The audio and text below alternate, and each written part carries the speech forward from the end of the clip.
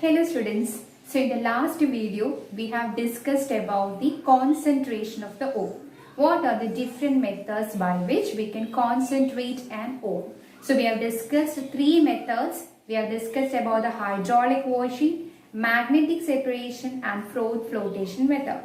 So the next method, the last method for the concentration of the ore is leaching.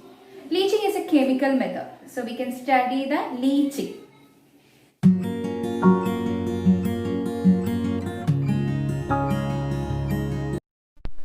Okay, so the next method of concentration of the ore that we are going to study is leaching. So leaching is the next method for the concentration of the ore. So this leaching process we will be using if the ore is soluble in suitable solvent. So this leaching is a chemical method. So this chemical method we will be using only if ore is soluble in suitable solvent. So we can check one example. For example, the major common example that we are studying for the leaching is leaching of alumina. Leaching of alumina from its ore. Aluminum's ore, we know that the principal ore is bauxite. So the leaching of alumina from bauxite is one of the common example for the leaching. So it will take place in two steps. Okay, it will take place in the two steps because this bauxite will contain lot of impurities present in. It can contain SiO2, silicon dioxide, or it can contain any of the iron oxides. Iron oxides are there as the impurity, or it can even have titanium oxide as the impurities. So these are the three common impurities that is present in the bauxite: silicon dioxide, iron oxides and titanium oxide. So we can conduct this leaching of the alumina from bauxite in two steps. The first step we call it as the digestion. So the first step we call it as the digestion. So we can check what is things that is happening under the digestion. So in this digestion process, what we have to do is we have to make our ore bauxite in the powdered form. This powdered form of bauxite should be heated with sodium hydroxide. For example, we can look at this equation: bauxite Al2O3. It contains impurities present in it. So impure bauxite plus it should be reacted with sodium hydroxide NaOH. We have to heat it. Thoroughly. Plus water molecule is also there, H2O. So impure bauxite plus sodium hydroxide, water. We are heating it at 473 to 523 Kelvin. The temperature range should be 473 to 523 Kelvin. And the pressure also should be adjusted to 35 to 36 bar pressure. Okay, so aluminum oxide is heated with sodium hydroxide at the 473 to 523 Kelvin and at 35 to 36 bar pressure also. Okay, so when we are heating it thoroughly, sodium silicate and the impure silicon dioxide will be formed as the sodium silicate, and along with the formation of sodium aluminate. So it will lead to the formation of sodium aluminate, NaAlOH 4 times. Okay, and the impure silicon dioxide will be dissolved in the form of sodium silicate. So aluminum oxide, when it is heated thoroughly with the sodium hydroxide, it will lead to the formation of sodium aluminate.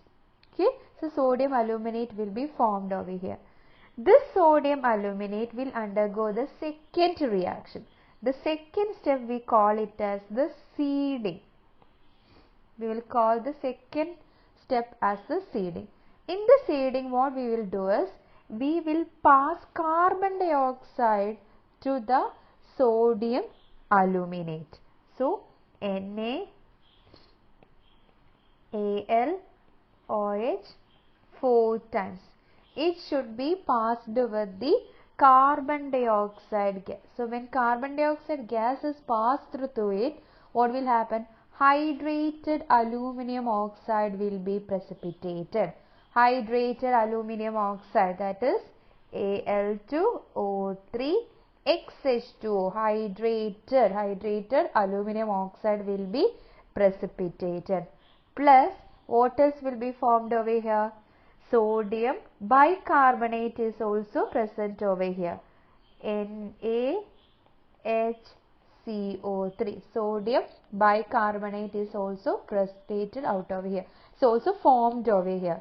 So, aluminum oxide, this is what the precipitate which is formed over here. So, we can induce the formation of this precipitate by adding pure hydrated aluminum oxide to it. So, pure aluminum hydroxide, if you are having pure freshly prepared pure aluminum oxide should be added to this solution. So, what will happen is, it will induces the precipitation over here. So, we will get the precipitate like this, hydrated aluminum oxide precipitate over here. So, this hydrated aluminum oxide precipitate, what we can do is, we can filter it, we can dry it, and we can heat it at 1470 Kelvin, 1470 Kelvin. So, when we are heating it thoroughly, what will happen? That water molecules will get evaporated out and we will get pure alumina out of it. Plus XH2O will be formed over here. Okay. So, the leaching of alumina from bauxite will take place in 2 steps, digestion and seeding. So, in the first step, we are heating aluminum impure bauxite with the sodium hydroxide. So, when we are heating it thoroughly, what will happen? Sodium aluminate will be formed over here. 2 molecules of sodium hydroxide. So, this sodium aluminate, what we will do? We will pass carbon dioxide through it. So, hydrated aluminum oxide will be formed over here. It is a precipitate. A precipitate of hydrated aluminum oxide will be formed over here. Then what is the next step? We can induce the formation of this precipitate by adding more amount of freshly prepared aluminum oxide to it, hydrated aluminum oxide to it. So, this precipitate, what we will do? We will filter it, dry it, and we have to heat it at 1470 Kelvin to form the pure alumina. What is the next example that we are studying is leaching of gold and silver ores. Okay, that's the next important, it's a very important example. Most of the time it is being asked for your exams. So, the leaching of the silver or gold ores. Silver or gold ores can be leached. Okay. So, what is the main steps that is involved in the leaching of gold and silver ores is that it should be treated with this particular whatever that metal that we are taking, gold or the silver. For example, we can take the silver. Okay. So, silver metal should be treated with the sodium cyanide or potassium cyanide. Okay. In the presence of air. In the presence of air means it should have oxygen. It should have a regular supply of oxygen gas in it. So, whatever that metal that we are taking, it should be reacted. It should be reacted with the sodium cyanide or the potassium cyanide. Okay. So, we will take, if for example, we are taking silver. So silver should be treated with sodium cyanide.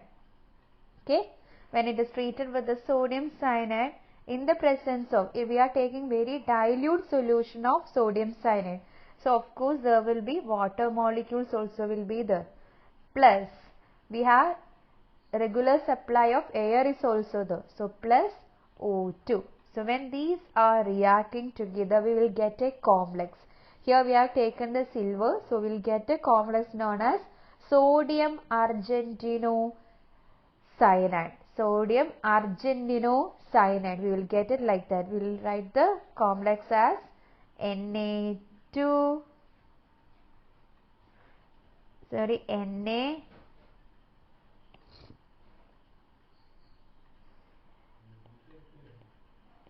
silver Cn twice. So a complex will be formed over here along with the formation of whatever that metal that we are having, that oxide, hydroxide ions also will be formed over here. Okay. So we will get a complex like this, sodium argentocyanide, whatever that metal that we are taking, that particular metals complex will be formed over here. That complex should undergo displacement reaction. For example, we have taken NaAgCN twice. It should undergo displacement reaction, a more reactive zinc metal. We are taking zinc metal. So what will have here? Zinc will displace the silver ion from here. Okay, and the zinc will form with the complex. We will get the Na2Zn Cn 4 times. So it will displaces the silver ion from here, silver atoms from here, and we will get the silver atoms like this. Okay, so leaching of the silver or gold ores, we are using the leaching method. What we are doing is that particular ore, silver or the gold, should be treated with the sodium cyanide or the potassium cyanide with the regular supply of air. So that metal plus cyanide plus water plus oxygen will give you a complex like this. That complex should react with a more reactive zinc metal. Zinc will displaces the silver and we will get the silver like this. Okay, we will get a pure silver like this. So we can balance it. 4Ag 8 2H2O gives 4 times the complex and 4 times the OH minus ions. Again 2 molecules of that particular complex plus zinc will give you displacement reaction and 2 atoms of silver is also formed over here. So these are the 2 important examples of the leaching. Hello students, so I hope that you have understood the leaching method. Now we can just go through the previously asked questions from these all topics. About the first topic till the concentration of the ore. So what are the previously asked questions from this part? So I will now I will play the previously asked questions and I will tell you the answers also. So you have to write those questions and the answers in your notebook. So for the test paper, tomorrow we will be conducting the test paper. On that test paper, I will be selecting any of the questions, 2 or 3 questions from these questions. So one more time, you have to write those questions with the answers in your notebook itself. Make sure that you study these questions well. Okay, so we can watch that. What is the role of depressant in froth flotation method? What is the role of depressant? Depressants will selectively allow only one of the sulfide ores in coming in contact with the froth. Suppose froth flotation method we can even use for the separation of 2 sulfide ores. So we can use depressants. So depressants will allow only one of the ore from coming in contact with the froth, and it will not allow the other ore to come with the froth. For example, for the separation of zinc sulfide and lead sulfide, we are using the depressant known as NaCN. So NaCN will prevent the ZnS from coming in contact with the froth, but it will allow only lead sulfide to come with the froth. Explain in detail the recovery of silver after silver ore was leached with NaCN. Then you have to write this that after the silver, when it is leached with the NaCN, we will treat it with it will undergo displacement reaction, or we can say that it will undergo replacement reaction with the more reactive zinc. Then it will undergo that reaction and we will get our silver back. What is the role of dilute NaCN in the extraction of gold? So you have to explain in detail the leaching of the gold.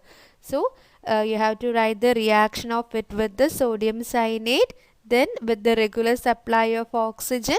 Then after that, what we will do, we will treat it with the more reactive zinc. Displacement reaction will undergo.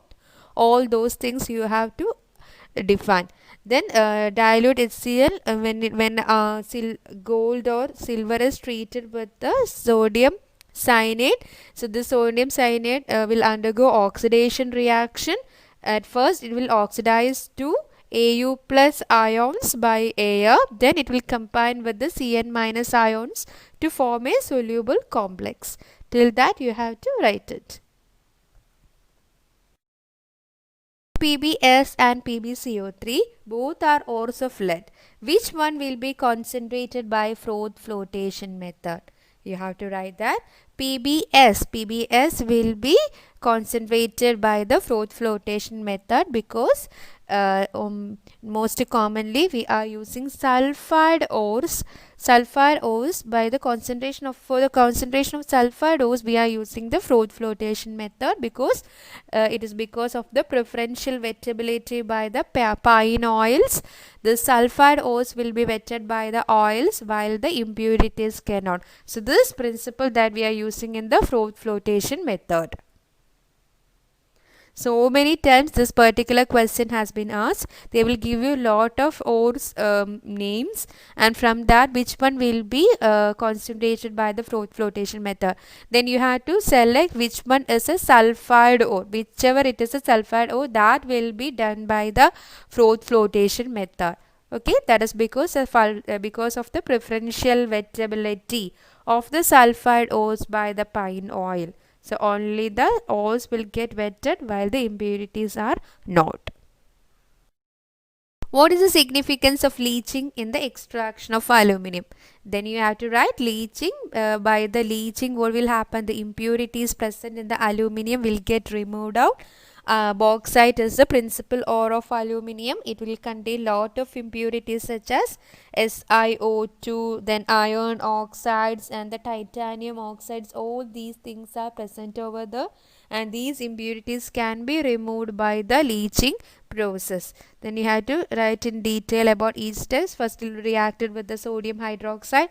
Digestion process will be going on. Then the seeding process will be going on. Define it perfectly. Extraction of gold by leaching involves both oxidation and reduction. Justify your answers by giving suitable chemical reactions.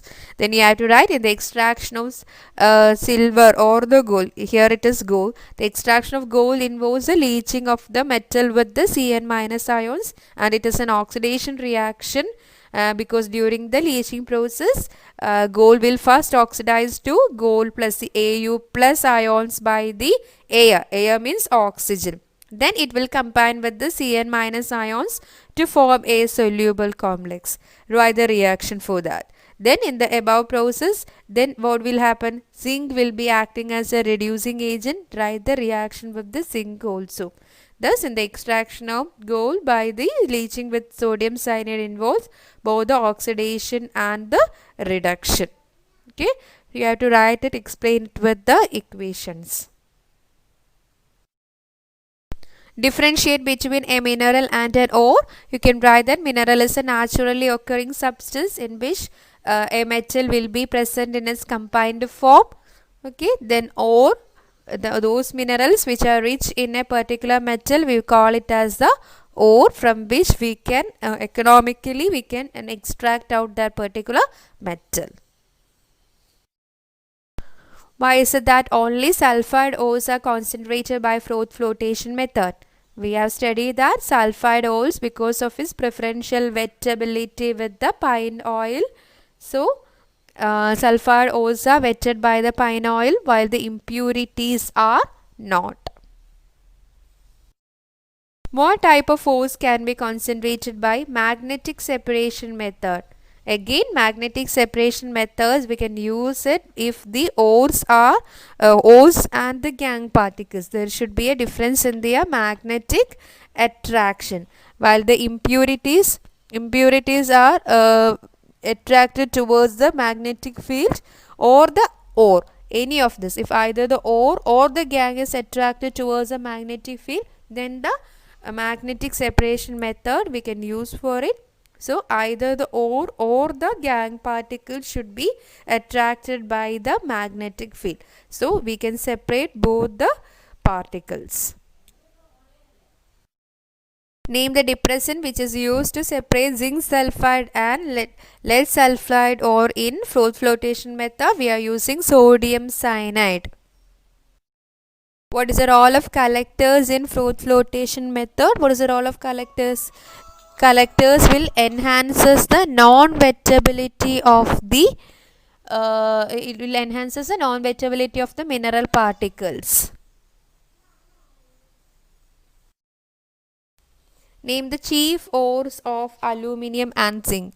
Aluminium's main ore is bauxite.